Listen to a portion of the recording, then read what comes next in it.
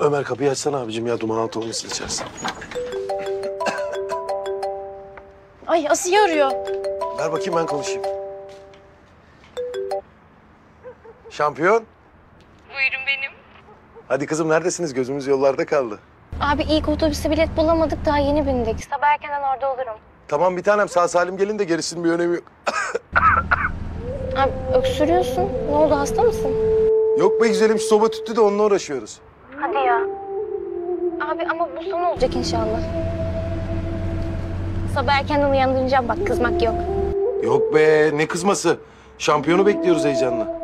Tamam abi, bay bay, öp herkese. Tamam, biz de öptük bir tane. Hadi ya. Hepinizi öpüyormuş.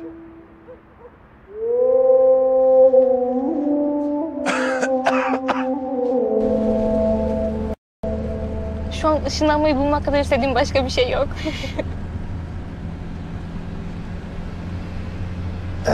O zaman gelsin bir şampiyon selfie'si ha? Bana telefonla ödünç verir misin?